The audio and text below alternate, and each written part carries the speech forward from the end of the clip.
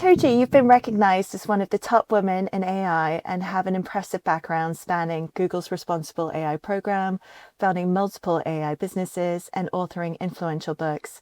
Can you start by telling us what drives your passion for AI transformation? AI is such a fundamental technology, and I previously used to say it's a tool, but I've been corrected by a lot of people now. It used to be a tool. So it's not just a tool that we use at work, it's something that is almost overshadowing our everyday lives. It's covering both personal and business side of things. Thinking about AI and where it is today, comparing to where it was 5 years ago, and even backtrack even before 5 years ago, way back into the 1950s, where the term was even coined by Alan Turing and his friends in Dartmouth University, and then fast forward into today and probably the next 5 to 10 years. It's taken such leaps and bounds that have gone beyond any forward thinkers or any futurists or any predictions, and is going at such a very fast, rapid pace that, of course, sometimes is a bit concerning, but it's really transforming lives, both positively and negatively. So it's a very important part of life now that has really been ingrained and integrated into everyday life, that it's not something that can be ignored. I got interested in AI about 5, 6 years ago when I could just see the potential and the capabilities that I had,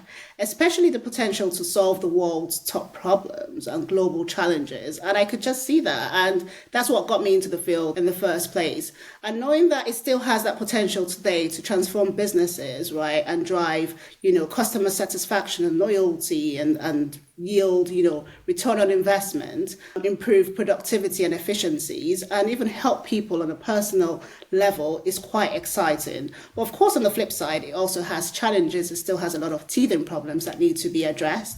And looking at it from an overall AI business transformation kind of scope or framework, it just helps put things in the right place so that we know how to actually work with this new system and this new revelation that has come to invade our lives, very unprecedented, and people were really not ready for it, but there's a way we can all navigate the system and yield positive results. You've developed a comprehensive AI for strategic business transformation framework, which you touched on. Can you walk us through the core elements that make it unique? Yeah, so it's something I've been thinking about recently. Is like well known for responsible AI. I've been working on responsible AI, but at the same time, there's a lot of things around strategic business innovation that people have not really thought about. So the AI business transformation framework that I'm thinking of and that I've kind of scoped out really focuses on a human-centered approach. And it's looking at it from a three-way system. So, we're thinking about processes and automation, and we're also thinking about talent, so the human side of things, and then the overlying layer underneath it should be responsible AI. So responsible AI feeding into automation and optimization, which ideally feeds into the talent, and talent covers, the employees. We want to think about upskilling and reskilling, thinking about human intelligence and emotional intelligence versus AI and artificial intelligence, and the responsible AI elements that will help make us a business, stand out from competition, help build loyalty, and still help them adhere to existing regulations while retaining, their customers, driving customer loyalty, and at the same time retaining the attrition rate or reducing the attrition rate of their employees, and having some form of cultural change towards the workforce. So we're not leaving the workforce behind and just driving, efficiency and business efficiency and operational efficiency and forgetting the people who are actually behind all of this. And just thinking about how we can bring in all the different functions together, right? From, the tech functions to HR to finance and every other function that lies within an organization, thinking about the overall cultural change, the AI literacy programs that need to be driven across the organization, the feedback loops and processes where employees can actually feed back to, the organization on the AI processes that they're working with, or even come up with new ideas that can drive further business efficiency and profitability across the organization. And all of that is works with an underlying layer of responsible AI. What kind of results can organizations expect to see when they implement this framework? It's a whole spectrum. And I think it's really the results, the goals that any organization would like to have, right? So, thinking about return on investment, thinking about customer satisfaction and customer loyalty, thinking about employee satisfaction, thinking about the operational gains and efficiency gains and productivity across employees, productivity across the organization. And, last but not the least, standing out from competition. That competitive edge will always keep you, on the edge and, ahead of the game above everything else. And also thinking about regulation, right? Because with AI now, there's regulation coming up and being able to stay compliant to regulation. And I think, I'll just park on regulation a little bit. What I've observed is that a lot of organizations feel like with regulation, it just has to be very regimented. You just have to have a governance team and just work on it according to the regulation. Not necessarily. If you have the right responsible AI frameworks and processes in place,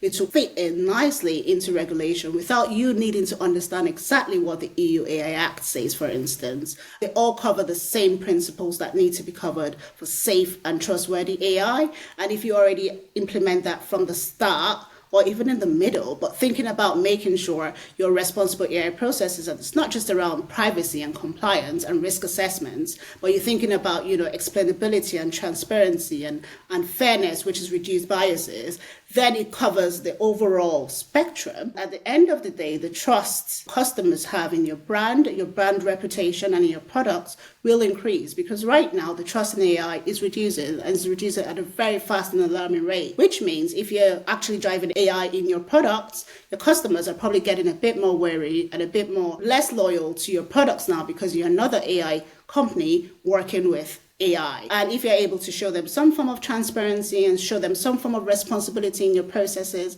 then you'll be able to retain your customers and even have new customers. At the same time, you're not losing your employees. And if you decide to reduce your workforce for whatever reason, including AI, you're still able to maintain the confidence that your employees have in your organization and the loyalty as well. So, at the end of the day, it's a win-win situation, but there needs to be due diligence in working with these sort of strategies. So responsible AI is central to your approach. How does this differentiate your transformation framework from others in the market? So I don't know if you noticed in the framework I mentioned, the AI transformation framework, which is quite similar to the digital transformation framework. I mean, the main difference is that we're including AI into automation. But the underlying layer that I mentioned is the responsible AI piece. And I think that's what's been missing in a lot of AI transformation processes that exist right now. The human element, I feel, is missing. And that's something that we seem to be getting carried away with. AI, of course, is not human. It's a product of, human creativity and human powers. But at the end of the day, it's almost making us lose that focus on our humanity and that focus on the strengths that humans bring to the table, because it's actually automating work, and sometimes the results are much better than what humans can do. And I think that's where we need to take a step back and think about the human element in the overall processes. And it's not just about not displacing your human workforce and replacing them with AI. No, it's about the overall process and the approach towards bringing the humans in your organization along with your overall AI transformation process, thinking about how you upskill and reskill them, and how you make sure that AI literacy is part and parcel of your overall AI strategy. That's the human element. Then thinking about the humans in your customers as well, right? When you're thinking about customer satisfaction and having a cookie and remarketing ads to them, it's about the human who's actually a part of your overall business goals, the people that you need to sell to. So that human element needs to be plugged into any AI business transformation process right now. And I do feel that has really been missing. And this is where this particular approach that I've mentioned sets it apart. You've authored 2 influential books on responsible AI. How do these support your transformation work? The books are great. I mean, I wish I could just tell people, don't ask me any questions, just get a copy of the book and read it. And that will, break everything down. So with responsible AI, for me, it's a very clear-cut approach. It's, it's looking at it at the 8 different principles that I talked about in my framework, and seeing how you can actually implement them and mitigate any, violations or risks or harms that you have identified in your AI models that you're either working with, or the AI models that were built in your organization. The books break that down and they give a lot of clarity on the field of responsible AI in the first place. It's such a small field and the knowledge is not well known, across the world. You don't hear a lot of people talking about responsibility in general, right? And you wouldn't hear a lot of people talking about responsible AI. And I think a lot of people are in the dark on that subject matter, but it's key. It should really be core part and parcel of any AI process. And if you don't care, then think about regulation. And if you don't care about regulation, then think about your brand reputation. And if you don't care about your brand reputation, think about your customers. Because at the end of the day, having the right approach towards AI implementation is critical. And thinking about it from a responsible AI point of view and applying the overall principles to it is critical. And the books break this down. So the very first book is like an introduction. It's almost like beginner level, It's very easy. You do not need to be in any particular field to understand it. You do not need to be tech savvy. Just care about yourself, really. I'm not even going to say care about the world, because as long as you have access to the internet now, you're liable to having some form of AI understanding and knowledge. And that the book just talks about it. There's so many real life practical examples of, how AI is beneficial, but at the same time, how AI has messed up people's lives. And the second book takes it a bit further. So we look into AI governance and the overall regulations that are across the world, especially on the West. And then we break it out into how to actually investigate and detect any AI risks in your models or in and how to actually mitigate them. So it's really the next level up. And for this book, you might need to be a bit tech savvy or just have a genuine curiosity on what to do. And if you want to take it a step further, then you'll be able to. With all the AI hype in the market, how do you help organizations separate substance from speculation? I think it goes back to the overall AI business transformation sort of framework and how you communicate this to the different organizations and to the overall ecosystem, including your customers. We know now that, in the AI gold rush, some people are claiming to be running AI and they're not. We've heard about an organization who has gone bankrupt now because they claimed that they were actually building and using AI agents, but then in the background, they actually had, developers in India working in real time, building, writing the code. And that's not the first organization I've heard of. That's just one of the first that has actually gone bankrupt. So I think the truth and the honesty is quite important, but communication on what's actually happening, which is something that's usually quite missing.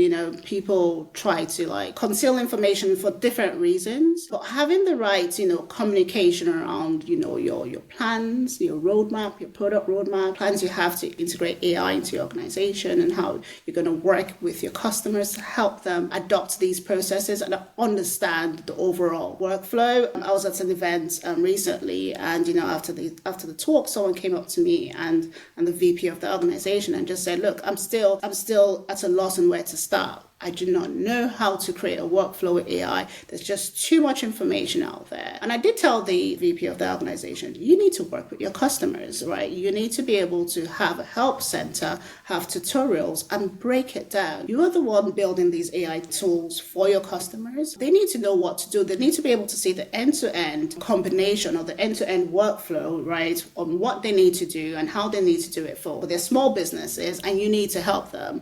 And they're totally aware of that. It's something they're working on. But I think with all the overall things that people need to work on, some things get deprioritized. It's one thing to be throwing products at your customers and saying it's using an AI. It's another thing to bring them along to help them actually understand what AI is using and how they can use it to enable their businesses. And I think working with that mindset of wanting to help your customers and not just take money out of them, it's quite important. And I think approaching it with this sort of approach or, this sort of strategy will really make your business stand out, and it should just prove your credibility, especially in this current times where everyone now is working on AI and we're having the AI gold rush. You've also launched educational initiatives. How does this support organizational transformation? It's a great thing for me because then there's additional resources that people can lean on just to, implement overall processes that really make the organization stand out. So we've got the books there and that's there for everyone to use. It's available, accessible, very cheap, in my opinion. And then we have the courses, which is even cheaper than the books because it's an overall course and it just breaks everything down. So if you don't want to read a book, which will probably take you a longer time to complete a course that's just over an hour, the courses are available breaking out, the responsible AI pieces, but then the AI business transformation course will soon be released as well. That can give people more collateral content to be able to break out and work with these processes. And I keep on emphasizing AI literacy is a must. Whether the EU AI Act says it or not, we are in a new technological revolution that we have never seen before. No one knows what's happening, and AI is now part and parcel of our lives. So the onus is on organizations and individuals to equip themselves with the right knowledge they need to navigate the overall AI, wild storm, right? And part of it is equipping yourself with the causes. And responsible AI, I'll keep on emphasizing, is a very important skill sets or knowledge to have in the overall AI, processes and AI revolution, because it would just give you the right knowledge and the soft skills that sets you apart from the robots. Because right now it almost sounds like we're all going to start sounding the same. If we're all using ChatGPT and Claude to write our collateral and to speak, then we're all going to end up sounding the same. And who sounds like the same across the world? It's robots. So having these sort of soft skills and this knowledge that is not really, around hard skills or around skills that you need to just execute, but it's really around the emotional intelligence, critical thinking skills that really AI can never provide, gives you that extra edge that you need to work in your workplace and just to even make decisions for your life overall.